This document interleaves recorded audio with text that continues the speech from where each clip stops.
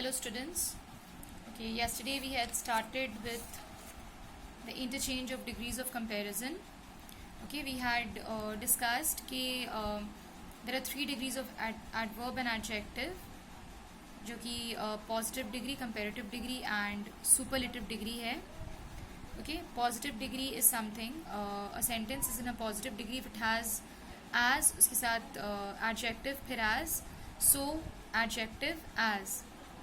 Okay, and a sentence is in comparative degree if it has than, दो चीज़ों को जब compare किया जाता है, and a sentence is in superlative degree if a sentence contains the before degree, then it is in superlative degree. Then we had also discussed कि what are the main structures of the 3 degrees. Okay, main structure क्या है superlative का, comparative का and positive का.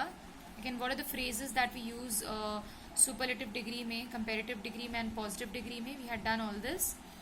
We had also discussed one example कि we can change the degrees of comparison of an adjective or adverb without altering the meaning of the sentence. ये हम लोगों ने किया था. पॉसिबिलिटी है, लाइक पॉसिबल है कि सेंटेंस जो भी डिग्री में दिया रहता है उसको ट्रांसफॉर्म कर सकते हैं हम लोग दूसरे डिग्री में. ठीक है, जैसे कंपैरेटिव में है तो उसको पॉजिटिव में चेंज कर सकते हैं, पॉजिटिव है तो उसको कंपैरेटिव में चेंज कर सकते हैं. ठीक है, विदाउट ऑल्टरिंग इट्स मीनिंग, ये पॉसिबिलिटी है. So we had also done one example. हम लोगों ने एक एग्जाम्पल भी डिस्कस किया था इसको लेकर. Today we'll continue with some points to keep in mind. Okay, important points that we should keep in mind. First क्या है, positive degrees mostly come between so, word जो भी रहेगा as, such, word जो रहेगा as, और as, बीच में word and as. Okay, ये form है that you shouldn't forget. Okay, इस तरीके से positive degree का structure है. Generally use so plus positive degree plus as for negative sentences and as plus positive degree plus as for affirmative sentences. Okay, negative sentences और affirmative sentences का structure है ये जो that we should keep in mind. Next is always use than after comparative degree.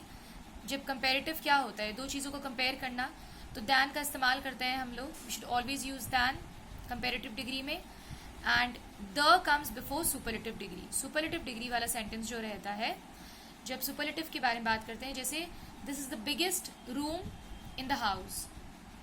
The biggest जो है superlative degree है, we use the before the superlative degree. Okay, alright. Next point is adjective word which contains 2 or more syllables, for example beautiful, intelligent, etc. add more for making the comparative degree and most for the superlative degree.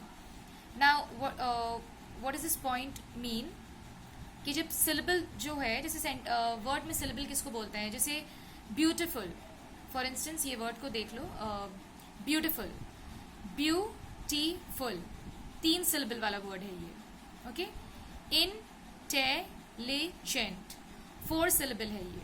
Okay, break जो होता है word में, ठीक है, जो break रहता है उसी को syllables बोलते हैं हम लोग. तो अगर कोई भी वर्ड में, एडजेक्टिव वर्ड में 2 या फिर मोर syllables रहता है तो कंपेरेटिव डिग्री के टाइम पे उस वर्ड के आगे मोर लगता है.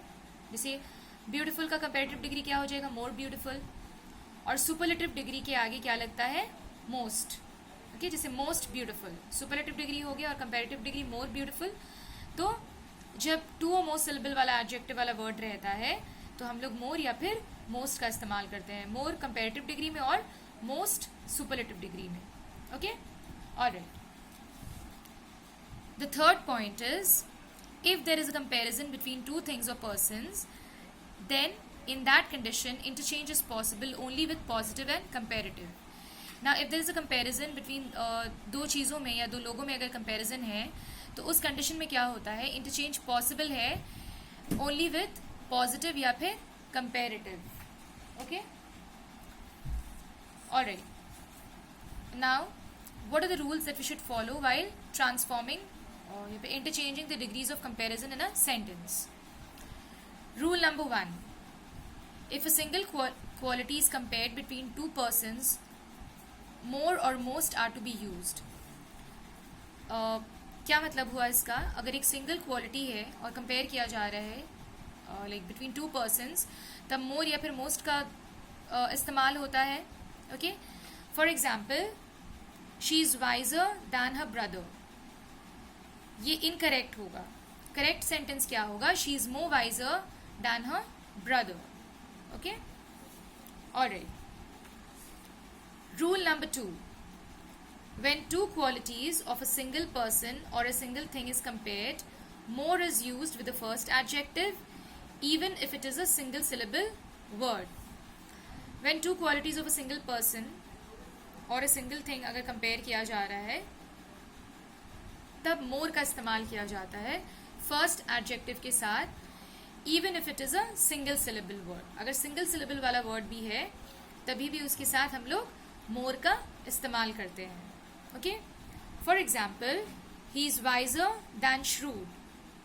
ये इनकरेक्ट सेंटेंस होगा. He is more wise than shrewd. ये करेक्ट सेंटेंस है. Okay, alright. नेक्स्ट क्या है? Rule number 3.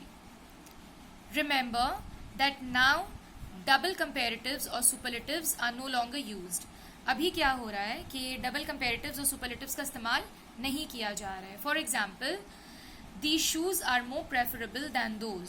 ये इनकरेक्ट है अभी के ग्रामर में. ओके, अभी क्या करेक्ट होगा? These shoes are preferable to those. Okay, ये लिखने का फॉर्म रहेगा. ये करेक्ट फॉर्म है. Okay, alright students, we'll stop here today. यहीं तक करेंगे हम लोग आज. Okay, whatever I have explained, जो भी एक्सप्लेन किया है मैंने और जो भी पॉइंट्स एक्सप्लेन किया है, important points to keep in mind, और जहाँ तक भी रूल्स कराया है मैंने, please go through the explanation once again. ठीक है, ताकि और अच्छी तरीके से समझ में आए तुम लोगों को. एक बार फिर से एक्सप्लेनेशन ध्यान से सुनो and revise your work. That's it for today. Thank you.